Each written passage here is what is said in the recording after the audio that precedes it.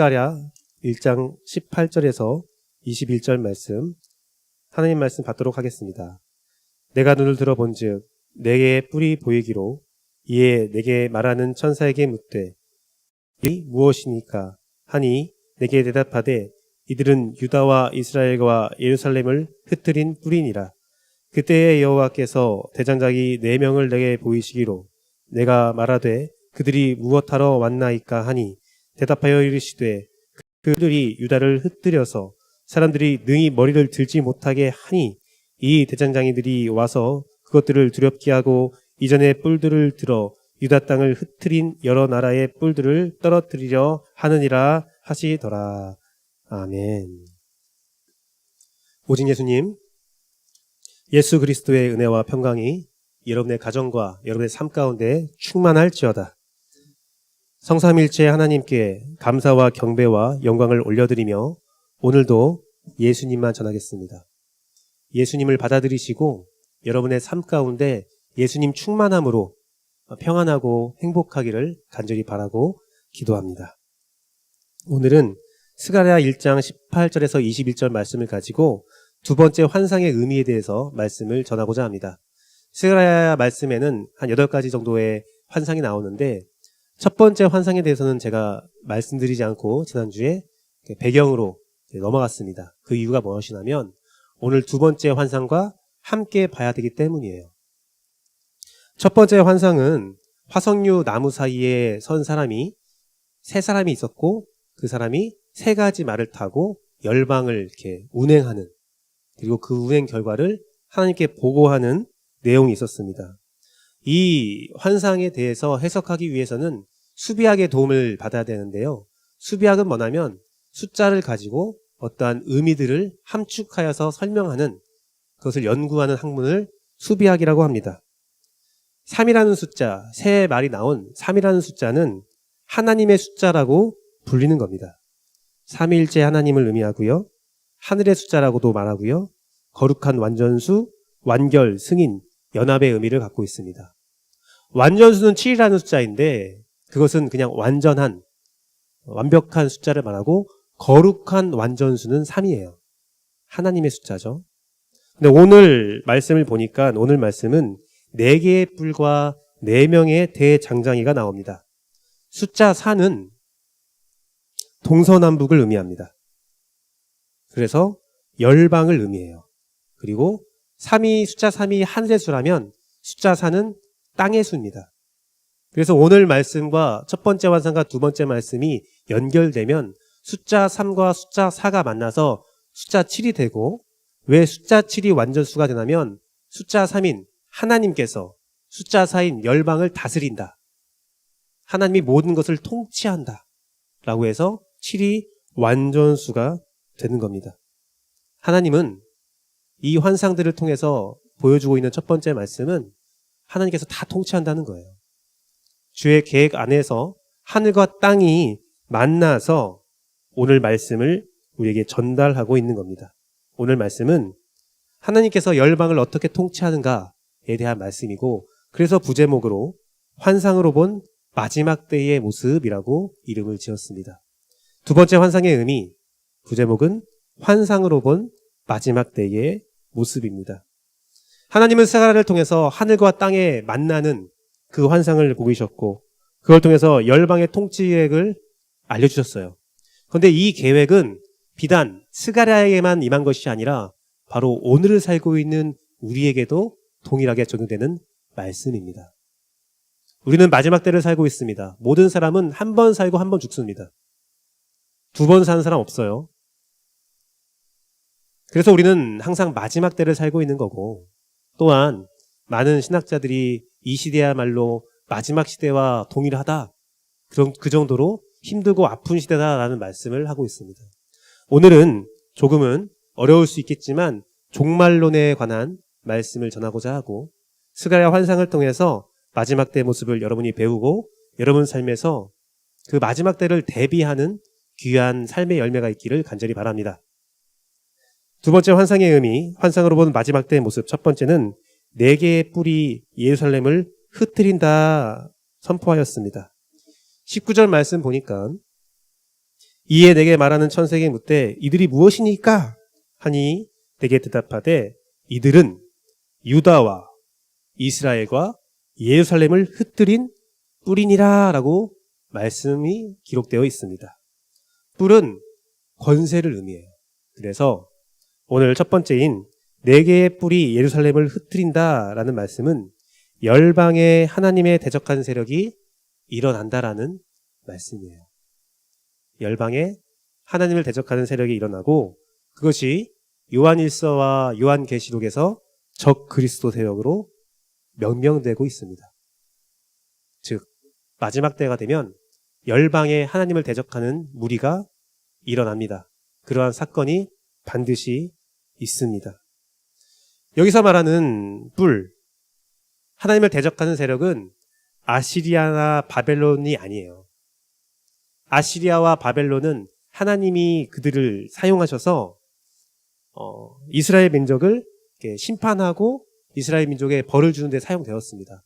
하지만 지금 스가랴가 보고 있는 환상에서 나오는 뿔은 그런 정도의 세력이 아니라 완전히 하나님을 대적하여서 하나님이 믿는 자들을 완전히 전복시키려는 전복 세력이에요. 이것을 어떻게 할 수 있냐면 다니엘서 말씀을 통해서 우리가 해석할 수 있습니다. 모든 종말론은 종말 말씀을 가지고 서로 비교 분석하면서 말씀을 해석해야 되는데 다니엘서 8장에 뿔들이 나오거든요. 많은 뿔들이 일어났다가 막 없어지는 모습이 나와요. 순양 모습 보면서 그 뿔을 통해서 끊임없이 이 세상에 많은 열왕들이 일어날 거라는 것을 말씀하고 있습니다. 그런데 그 뿔들이 다 지나가고 마지막 선 사람이 나오는데 그게 바로 다니엘서 8장의 24절 말씀입니다. 그 권세가 강할 것이나 자기의 힘으로 말미암은 것이 아니며 그가 장차 놀랍게 파괴행위를 하고 자의로 행하여 형통하며 강한 자들과 더 거룩한 백성을 멸하리라. 단순히 열강, 어떤 큰 나라를 말하는 것이 아니라 완전히 하나님을 대적하여서 거룩한 백성을 멸하고라 작정한 세력이 마지막에 일어남을 다니엘서 말씀이 선포하고 있거든요. 오늘 스가랴 말씀에서 나온 네 뿔은 바로 이 모습입니다. 철저하게 하나님을 믿는 백성을 파괴하려는 악한 세력이 분명히 있다는 거예요. 그게 계시록에서는 적 그리스도 세력으로 묘사되고 있고 설명하고 있고 그 적 그리스도에 대한 기록은 계시록 12장, 13장, 17장 말씀을 통해서 계속 선포됩니다. 그 말씀들 중에서 제가 대표적으로 계시록 17장 2절, 3절 말씀을 함께 보도록 하겠습니다. 땅의 임금들도 그와 더불어 음행하였고 적그리스도 세력과 하나가 되는 거죠. 땅에 서는 자들도 그 음행의 포도주에 취하였다 하고 곧 성령으로 나를 데리고 광야로 가니라. 내가 보니 여자가 붉은 빛 짐승을 탔는데 그 짐승의 몸에 하나님을 모독하는 이름들이 가득하고 7머리와 10뿔이 있으며 뿔이 일어나 하나님을 모독하는 적그리스도와 거짓 선지자의 모습을 가지고 이 열방에 일어난다는 말씀이 기록되어 있습니다. 그들이 행하고자 하는 것이 무엇이냐? 계시록 19장 19절 말씀입니다. 계시록 19장 19절 말씀에 적그리스도 세력이 원하는 것, 그들이 행하고자 하는 것들이 기록되어 있는데요. 제가 말씀을 읽어드릴게요. 계시록 19장 19절 말씀입니다. 계시록 19장 19절 말씀 보니까 또 내가 봄에 그 짐승과 땅의 임금들과 그들의 군대들이 모여 아까 말씀 읽어줬던 그들이 모여있는 자들이죠. 그들이 모여서 그 말탄 자와 그의 군대와 더불어 전쟁을 일으키다가 여기서 말탄 자는 예수 그리스도입니다. 예수 그리스도와 대적하려고 모인 자들이 전쟁을 벌인다라고 기록되어 있는 거예요. 하나님을 대적하는 자들이 똘똘 뭉쳐있는 모습입니다. 그런데 이 19장 이후의 말씀이 뭐냐면 그 말탄 자가 승리하는 모습이 나오거든요. 완전히 패배하는 모습이 나옵니다. 완전히 패배시켜요, 뿔들이. 근데 그 뿔들이 그 하나님을 대적하는 계획을 철회하지 않습니다. 계시록 20장 말씀입니다. 계시록 20장 7절에서 9절 말씀을 보니까 이렇게 말씀이 기록되어 있습니다. 천년이 참에 사탄이 그 옥에서 놓여 나와서 땅의 사방 백성 곧 곡과 마곡을 미혹하고 모아 싸움을 붙이리니 그 수가 바다의 모래 같으리라. 이 계시록 20장 말씀은 아마게돈 전쟁을 묘사하는 말씀인데요. 그들이 그 패배한 사단의 무리 적그리스도 세력이 전쟁을 패배했음에도 불구하고 끝까지 하나님을 대적하는, 그러기 위해서 또 미혹하고 또 그의 군세를 모으는 모습이 기록되어 있어요. 사랑하는 성도 여러분, 마지막 때가 되면 하나님을 대적하는 무리들은 일어납니다. 그리고 그 세력들은 우리 성도들의 삶을 피폐하게 하고 힘들게 하게 하는 것이 종말론의 모든 말씀에 나와 있는 동일한 선포된 말씀이에요. 오늘 이 말씀이 스가랴를 통해서 보여지고 있는 겁니다. 네 개의 뿔들이 예루살렘을 흩트린다. 열방에 하나님을 대적하는 세력이 일어난다. 적 그리스도 세력이 있다는 것입니다.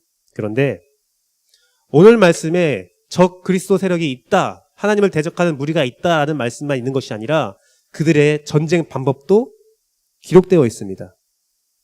예루살렘을 흐트러뜨린다. 그들의 전쟁 방법은 분열입니다. 흐트러뜨리는 거예요. 사랑하는 성도 여러분, 그들은 우리가 홀로 있기를 굉장히 좋아합니다. 그리고 우리가 홀로 있게 만들려 합니다.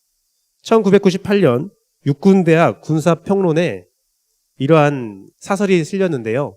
각계격파에 대한 사설이 실렸습니다. 각계격파.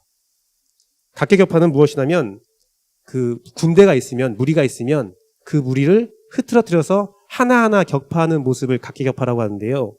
그 군사평론에 나온 것은 각계격파는 모든 기회를 통하여 추구해야 할 전쟁의 진리라고 말하고 있어요. 우리가요, 똘똘 뭉쳐서 함께 신앙생활을 하고 있으면 사단 마귀는 우리를 공격하지 못해요. 그래서 그들이 우리를 넘어뜨리기 위해서, 하나님을 대적하기 위해서 하는 것이 무엇이냐면 우리를 흩어지게 만드는 겁니다. 거짓말, 중상모략, 여러 가지 헛된 말을 통해서 우리를 서로를 미워하게 하고 서로를 오해하게 만듭니다. 부부관계에서도요, 담벼락이라는 것이 있어요. 또 외면이라는 것이 있어요.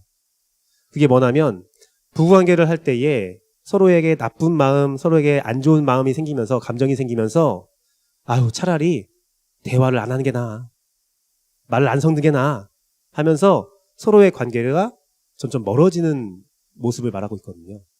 그것은 반드시 깨버려야 된다. 어떻게든 말이 통해야 된다라고 부부관계 전문가들은 말하고 있습니다. 모든 관계에서 말이 끊기면, 관계가 끊기면 그 관계도 함께 더욱더 멀어져 가는 겁니다. 서로 만나고 이야기해야 문제가 해결되는 거거든요. 외면한다고 해서, 지금 좀 편하다고 해서 외면하면 그 관계는 영원히 함께 할 수 없어요. 중국 역사에 초안지라는 역사가 있습니다. 그것은 중국의 패권을 가지고 항우와 유방이 전쟁을 벌인 거예요. 근데 누가 봐도 항우가 이기는 거였어요. 항우의 세력이 더욱더 셌거든요. 초나라가 엄청 셌습니다. 그런데 결정적으로 초나라가 멸망하고 한나라, 그 장기에 나오는 그 한나라거든요. 한나라가 중국을 제패하는 그 역사가 있는데 그 전환점이 무엇이냐면요, 항우에게는, 그 용력이 센, 아주 힘이 센 항우에게는 똑똑한 범증이라는 군사가 있었어요.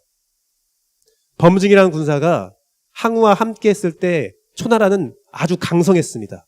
그런데 유방의 이간질로 인하여 초나라의 항우와 범증이 서로 등을 돌리게 되고 서로 헤어지게 되자 초나라는 순식간에 무너지는 모습을 우리가 볼 수 있거든요. 사랑하는 성도 여러분, 코로나가 주는 교훈도 있습니다. 많은 교훈이 있는데 이 코로나 시국에 코로나가 주는, 하나님이 주는 교훈이 있습니다. 전염병은 계시록에 나오는, 종말에 나오는 여러 현상 중에 하나인데 그 전염병을 통해서 우리에게 주는 교훈이 무엇이냐면 전염병은 사람들을 흩어지게 만들거든요. 코로나로 인하여 우리는 모이기에 힘든 시대가 왔어요. 흩어져 있는 것이 당연한, 아주 좋게 받아들여지는 시대가 됐거든요. 그런데 이게 바로 사단의 방법이라는 겁니다. 제가 그렇다고 해서 방역수칙을 무시하면서 우리 모이자라고 그런 말은 아니에요. 그런 말은 아닌데, 계시록 말씀을 통해서 또한 전염병을 통해서 우리가 하나님이 주시는 교훈을 얻자라는 겁니다. 사단 마귀 세력의 방법은 우리를 흐트러뜨리고 우리를 분열하게 만드는 것입니다. 거짓말과 이간질로, 여러 가지 이슈와 사건으로 서로를 이간질하고 서로를 못 믿게 하고 서로 흩어지게 하는 것이 사단의 방법이고 우리를 멸망시키는 방법입니다. 두 번째 환상음이, 하나님을 대적하는 세력이 일어나는데 그들은 예루살렘을 흐트러뜨리게 한다. 이때에 하나님은 무슨 말씀을 하십니까? 히브리서 10장 25절 말씀입니다. 모이기를 패하는 어떤 사람들의 습관과 같이 하지 말고 오직 권하여 그날이 가까울수록, 그 날이 가까울 때 더욱더 많은 사람들이 모이기를 패하게 한다는 거예요. 근데 그날이 가까움을 볼수록 우리는 더욱더 모여야 된다. 함께 해야 된다. 그 말씀을 하고 있습니다. 사도행전 2장 46절에서 47절 말씀을 보면 하나님의 부흥의 원리가 나오는데요.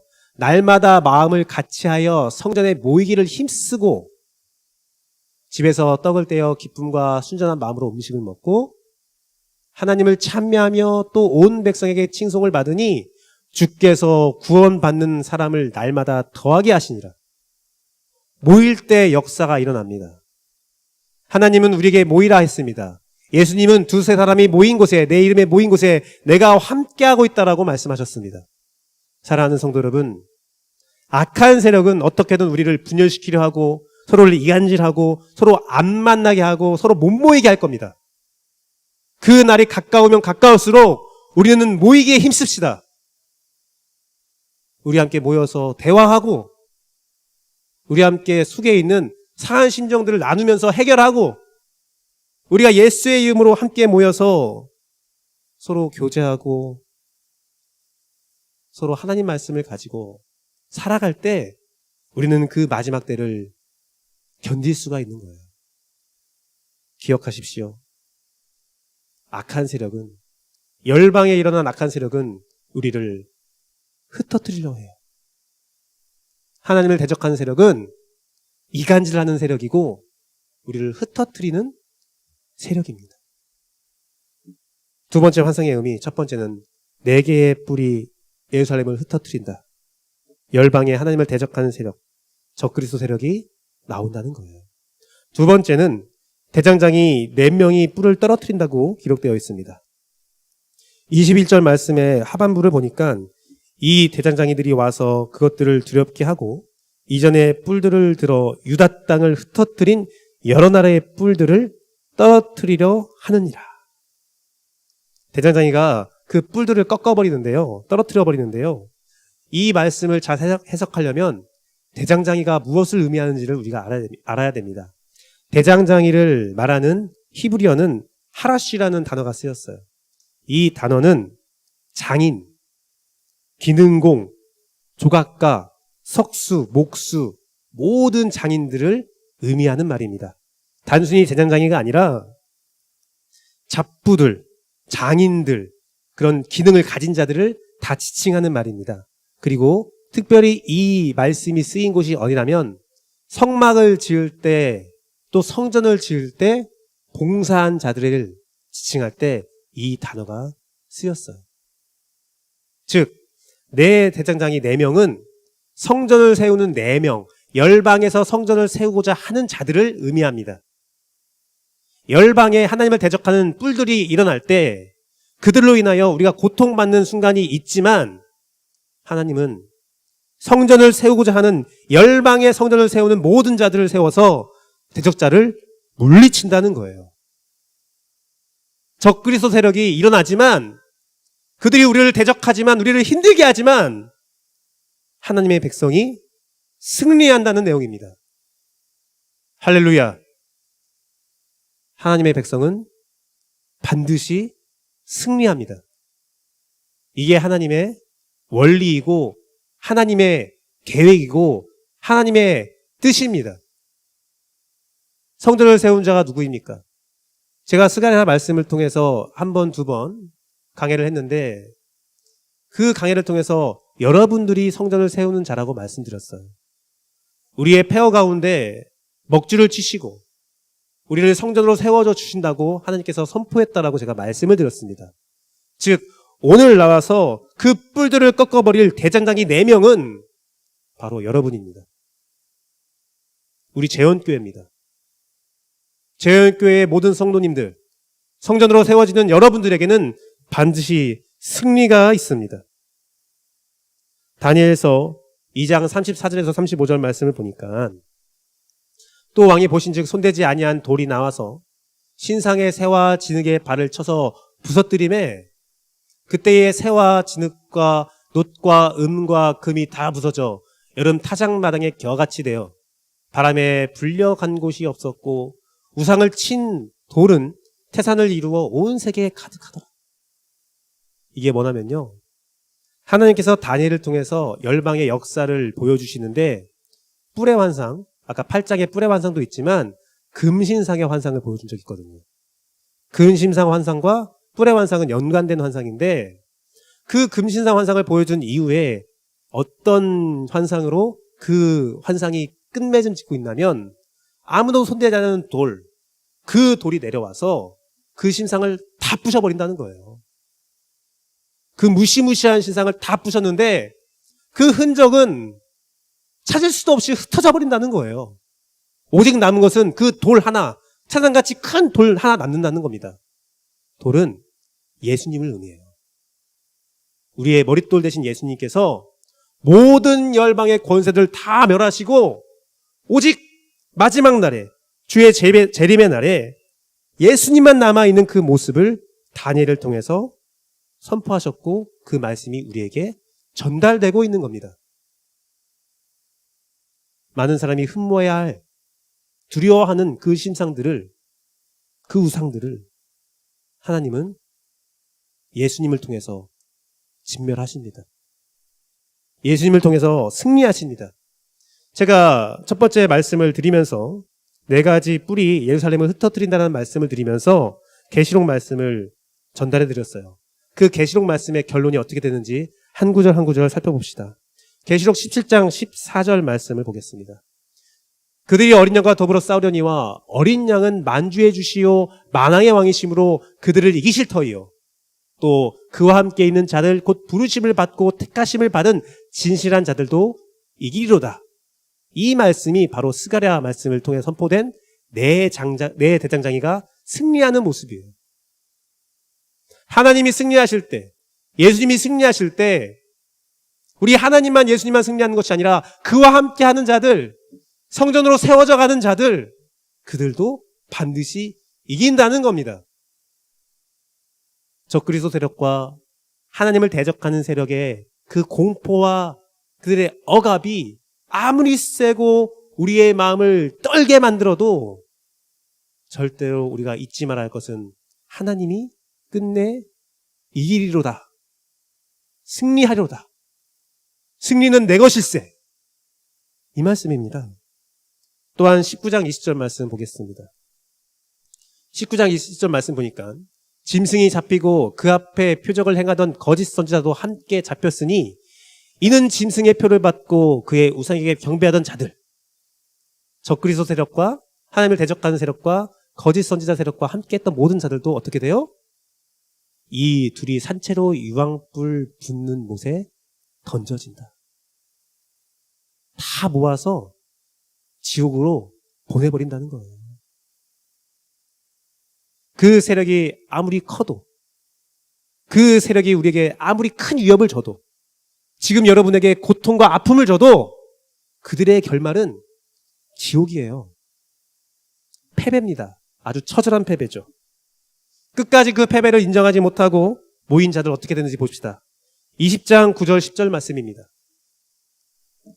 그들이 지면에 널리 퍼져 성도들의 진과 사랑하는 성을 두르매 하나님의 성전을 둘렀죠. 위협하죠. 고통을 주죠. 그런데 어떻게 됩니까? 하늘에서 불이 내려와 그들을 태워버리고, 마치 갈멜살 전투에 하나님이 불을 딱 내려서 제단을 완전히 사르고 그 거짓 선지자 300명을 도륙한 것처럼 우리를 대적하는 세력을 주님이 진멸한다는 거예요. 10절 말씀 보겠습니다. 또 그들을 미혹하는 마귀가 불과 유황못에 던져지니 거기는 그 짐승과 거짓 선지자도 있어서 세세토록 밤낮 괴로움을 받으리라. 17절 말씀과 동일한 말씀을 하고 있죠.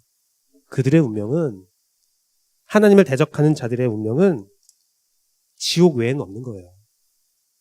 철저한 패배밖에 없는 겁니다. 사랑하는 성도 여러분, 필립 얀시라는 신학자가 내가 알지 못했던 예수라는 책을 썼습니다. 그리고 그 책의 마지막 부분에 그는 한 가지 설교를 우리에게 소개하고 있습니다. 그 설교의 제목은 지금은 금요일이지만 주일은 오고 있다라는 설교입니다. 그 설교 내용이 무엇이냐면 예수님께서 십자가에 죽임을 당한 것은 금요일이었거든요. 그 금요일에 제자들은 충격을 받았습니다. 예수님이 죽었네? 뭐지? 3년 동안 예수님을 따라다녔는데 예수님은 십자가에 달려 죽어버렸네? 어떡하지? 그 충격에서 조금 진정된 게 언제입니까? 토요일이에요. 토요일이 되었으면 예수님이 죽음에 대한 것을 받아들이기 시작하죠. 예수님 진짜 죽었구나. 이게 현실이구나. 근데 그 현실이 왔을 때 제자들이 더욱더 공포와 두려움을 떨었다는 겁니다. 예수님이 돌아가신 금요일은 예수님이 돌아가신 그 사실만으로도 충격이기 때문에 다른 생각을 할 수 없어요. 근데 그 다음날 토요일이 되자 이제 고민과 번뇌가 제자들을 둘러싸게 한다는 거예요. 예수님 죽었는데 나 이제 어떡하지? 나 어떻게 살아야 되지? 생업으로 돌아가야 되나? 이 제자들을 팔아서 내가 살아야 되나? 여러 가지 근심과 고통과 아픔과 공포와 서로를 믿지 못하는 불신과, 그런데 그 토요일이 지나고 주일날 아침이 되었어요. 주일날 아침이 되자 예수님께서 부활하신 거죠. 사랑하는 성도 여러분, 여러분은 어디에 살고 있습니까? 지금 이 시대는, 이 마지막 시대는 토요일입니다. 토요일이에요. 우리에게는 공포가 있고, 우리에게는 번민이 있고, 우리에게는 아픔이 있습니다. 내 뿔이 일어나 예루살렘을 흩어뜨리는 역사가 우리가 살고 있는 이 시대의 땅의 모습입니다. 하지만 주일이 오고 있어요. 주일은 반드시 와요. 하나님은 반드시 승리하십니다. 필립 얀시는 그 설교를 마무리하면서 한 성도의 묘비에 있는 글을 우리에게 제시하고 있습니다. 한평생을 예수님 믿고 죽음에 이른 그 성도의 묘비에 자신의 신앙의 고백과 자신을 추모하기 위해서 온 모든 자들이 볼 수 있는 그 묘비에 딱 한 단어를 써놨다고 합니다. 그 한 단어는 기다림. 기다림. 죽은 자도 예수를 기다리는 거고 산 자도 예수님을 기다리는 거예요. 우리는 반드시 승리합니다. 사랑하는 성도 여러분, 유대인들은 하루를 셀 때 저녁부터 하루가 시작돼요. 그리고 아침이 되면 하루가 끝나요. 왜 그렇게 세냐면 창세기 1장에 하나님께서 빛과 어둠을 창조하시고 나누신 다음에 낮과 밤을 만드시고 하루라는 시간 개념을 만드실 때에 기록된 창세기 말씀은 저녁이 되고 또 아침이 되니라고 기록되어 있어요. 하나님 아침 먼저 언급하지 않고 저녁 먼저 언급하셨어요. 이 고루의 승리가 있어요. 우리는 밤을 살고 있습니다. 하지만 아침이 오고 있습니다. 내 인생이 밤 같습니다. 깜깜합니다. 하지만 아침이 옵니다. 이것은 하나님의 창조의 섭리입니다. 저녁으로 시작했지만 우리는 아침으로 그 끝맺음을 할 수 있습니다. 사랑하는 성도 여러분, 우리는 승리해요. 그런데 이 사실을 우리만 모르고 있어요. 나만 몰라요. 우리를 대적하는 악한 세력들은 어떻게 알고 있을까요? 우리를 끊임없이 괴롭히고 우리를 끊임없이 공격하는데 그들은 그들이 이길 거라 생각할까요? 아니에요. 마태복음 8장 29절 말씀을 봅시다. 이 말씀은 거라사인 그 귀신 들린 군대 귀신 들린 자가 그 귀신이 내어 쫓김받고 돼지떼로 들어가는 사건 있잖아요. 그 사건에 그 귀신들이 한 말입니다. 이에 그들이 소리질러 이르되 하나님의 아들이여 우리가 당신과 무슨 상관이 있나이까. 이 구절이 굉장히 중요합니다. 이 구절을 그냥 넘어가는데요. 이 구절 굉장히 중요합니다. 때가 이르기 전에 우리를 괴롭히게 하려고 여기 오셨나이까? 그 옛날 귀신도 알고 있는 거예요. 예수님이 오는 때가 있는데 예수님이 오시는 그때가 되면 자기들 진멸될 거 알고 있어요. 근데 그들이 주장하는 게 뭐예요? 때가 안 왔지 않습니까, 예수님? 아직 그때가 아니지 않습니까, 예수님? 사단 마귀들은요, 그때가 되면 자신들 진멸할 거 알고 있어요. 그들이 패배할 거 다 알고 있어요.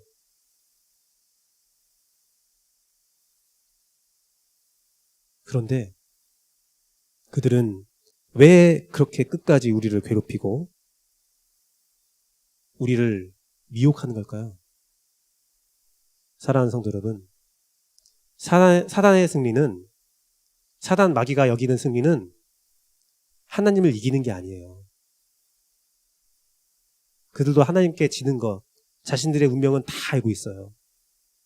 사단 마귀의 승리는 하나님을 믿는 성도 한 명이라도 더 지옥으로 끌고 가는 거예요.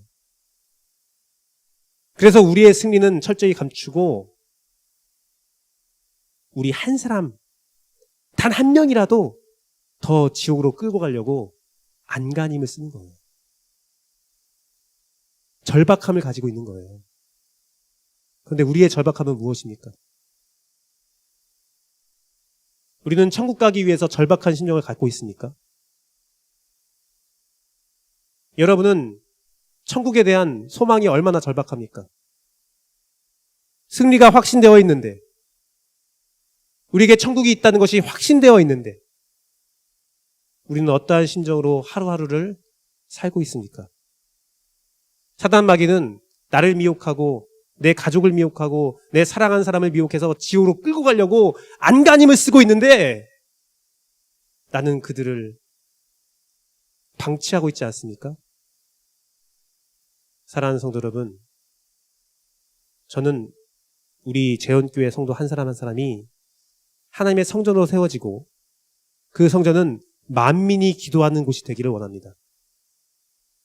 그래서 여러분을 통해서 위로함 받고, 여러분을 통해서 그 악한 세력이 멸함을 받고, 여러분을 통해서 천국 가는 인원들이 한 명 한 명 늘어나기를 원합니다. 그러한 역사가 있기를 원합니다.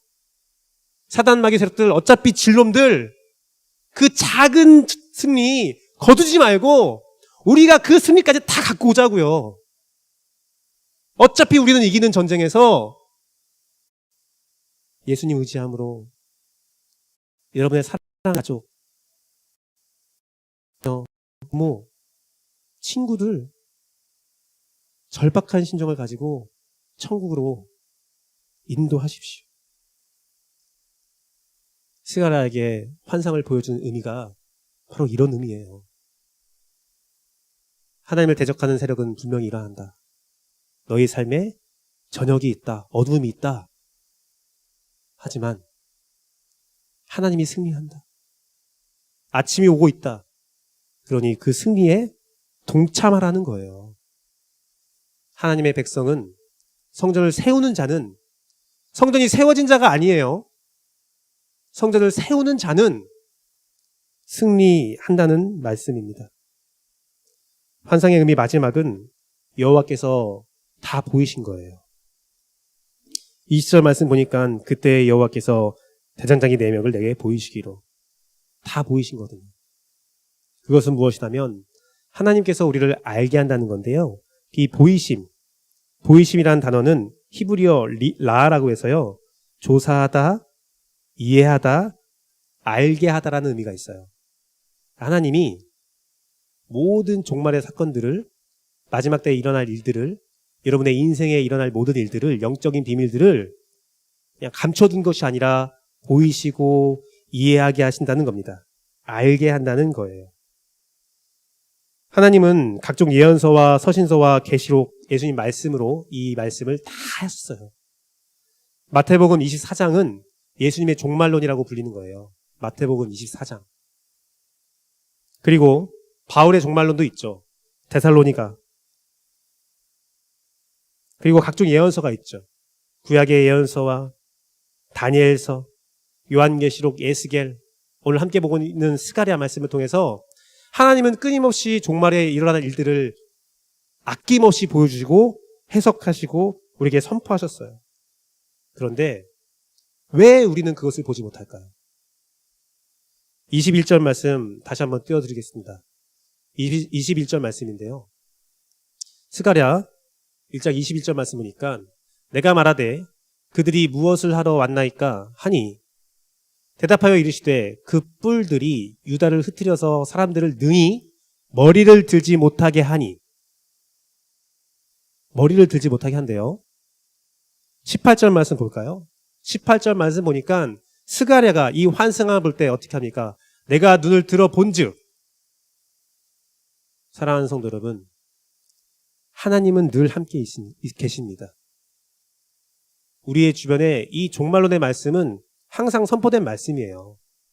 그런데 악한 세력은 우리가 그 말씀을, 그 비밀을 알지 못하게 우리의 머리를 짓누르고 있는 거예요. 두려움, 여러 생각들 짓누르고 보지 못하게 하는 겁니다. 하나님은 보이시고 알려주시고 들려주시는데 우리의 고개를 들지 못하게 꽉 누르고 땅만 보게 하는 겁니다. 오늘 환상은 첫 번째 환상과 두 번째 환상의 연합이라고 했어요. 하늘의 역사와 땅의 역사가 연합되어서 하나님이 통치하는 역사를 보여준다고 말씀드렸습니다. 그런데 우리는 하늘을 보지 못하고 거룩한 하나님을 보지 못하고 땅만 보고 있는 거예요. 스가랴는 눈을 들어 하늘을 보니 이 환상의 비밀을 하나님이 보여주시고 알려주십니다. 제가 하나님께 감사한 것은 제 신앙의 훈련 여정 가운데 종말론과 계시록을 한 1년 정도 연구할 시간을 주셨다는 거예요. 저도 이 말씀이 보이지 않았어요. 이 말씀이 해석되지 않았어요. 근데 연구하고 공부한 그 기회를 통해서 여러분에게 이 말씀을 그나마 좀 쉬웠죠? 쉽게 설명할 수 있다는 것이 감사한 거예요. 다른 세부적인 것들은 잘 모를 수 있어요. 여러 가지 학파가 있고 여러 가지 말들이 있어서 해석하기 어렵고 혼란스러울 수 있습니다. 하지만 명확한 것은 뭐냐면 우리에게 어둠이 있고 우리 안에 우리를 하나님을 대적하는 세력이 분명히 일어남이 있고 고통이 있지만 그 모든 고통 가운데 하나님은 우리의 승리를 만들어 놨다는 겁니다. 그리고 그것을 꽁꽁 숨겨놓은 것이 아니라 하나님은 여러분에게 다 보이셨다는 거예요. 그 비밀을 다 알게 하다라는 거예요. 선포하라는 겁니다. 요한에게 계시록을 보여준 것은 선포하기 위함이라. 그런데 우리가 왜 그 말씀을 보지 않습니까? 왜 영적인 비밀을 알지 못합니까? 이 영적인 비밀을 안다면, 이 물리적인 비밀을 안다면 여러분은 어떠한 고난과 아픔 가운데서도 흩어지지 않고 하나가 되고 이 승리의 길을 지켜나가는 겁니다. 하나님이 보여주셨고 하나님이 행하시는 거예요. 오늘은 8월 15일 광복절입니다. 광복절이에요. 저도 일부 예배 설교가 끝나고 알았어요. 아, 맞아. 오늘 8월 15일이지. 광복절이 있었을 때에 8월 14일에 우리나라 국민들과 일본 국민들은 일본의 패배와 우리나라가 덤으로 얻는 승리를 알았을까요? 이 광복절의 의미는 굉장히 중요한 의미가 있습니다. 우리가 싸워 이겼어요? 우리도 열심히 싸웠어요. 견뎠어요. 우리의 민족의 독립을 위해서 열심히 싸웠습니다. 하지만 미국이 이긴 거예요. 미국이 일본을 완전히 진멸시켰고 일본은 손을 들었어요. 그와 함께 싸웠던 우리도 자유함을 얻는 겁니다. 사랑하는 성도 여러분, 저는 여러분들이 오늘 말씀을 듣고 사단마귀 세력과 결판 지어야겠다. 내가 싸우는 거야. 와, 싸워야지. 그게 아니에요. 그게 아니라 우리의 싸움은 기다림이고 우리의 싸움은 인내이며 우리의 싸움은 예수님의 승리에 묻어가는 겁니다. 사랑하는 성도 여러분, 14일까지 아무도 광복의 사실을 몰랐고 친일파들은 괴롭힘을 계속했고 일본은 그 권세를 이어갈 거라고 말했고 그 가운데 고통받는 선량한 백성들은 그 고통이 언제 끝날고 하면서 절망에 있었습니다. 마치 토요일 날 예수님을 경험하고 있는 제자들 또한 오늘날 우리의 인생을 살고 있는 우리와 동일한 모습입니다. 하지만 사랑하는 성도 여러분, 하나님은 반드시 승리를 가져다 주시고 예수님은 반드시 오십니다. 말씀을 맺도록 하겠습니다. 첫째 환상과 둘째 환상은 하나님의 숫자와 땅의 숫자가 만나서 이 열방의 역사를 보여주고 있습니다. 오늘 여러분은 하늘을 바라보실 겁니까? 아니면 땅을 바라보실 겁니까? 우리는 말씀을 통해서 하나님의 얼굴을 바라볼 것입니까? 아니면 그 뿔들의 권세를 추구하며 살아가실 겁니까? 땅에는 절망밖에 없습니다. 하늘에는 소망과 하나님의 알려주심과 보여주심과 들려주심이 있습니다. 사랑하는 성도 여러분, 출애굽했던 백성들이 불뱀에 물렸을 때에 하나님이 놋뱀을 하늘 높이 올렸고 이 놋뱀을 바라보는 자는 살 것이다 선포하셨습니다. 그 놋뱀처럼 하나님은 우리에게 종말의 말씀을 허락하시고 이 종말의 말씀을 보면서 믿음을 지키는 자는 나와 함께 승리를 얻을 거다라고 선포하고 있습니다. 여러분, 오늘 어디를 바라보고 계십니까? 놋뱀을 바라보십시오. 하나님의 계획을 바라보십시오.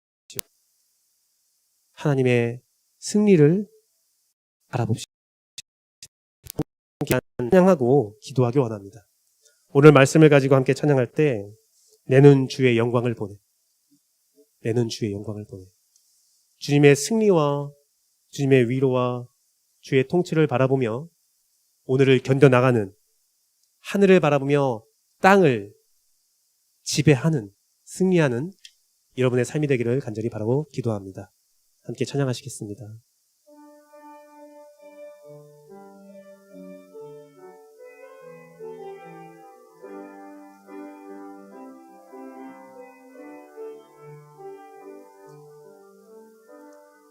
내는 주의 영광을 보내. 우리 가운데 계신 주님, 그 빛난 영광 온 하늘 덮고 그 찬송 온 땅 가득해. 내는 주의 영광을 보내. 찬송 가운데 서신 주님, 주님의 얼굴은 온 세상 향하네.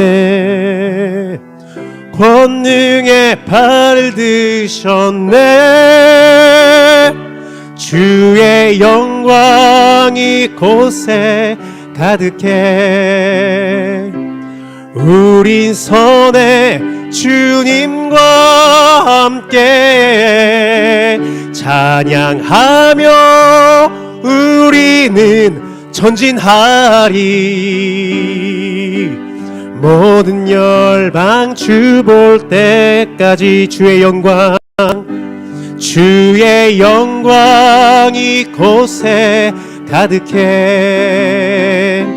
우린 선해 주님과 함께 찬양하며 우리는 전진하리. 모든 열방 주 볼 때까지 하늘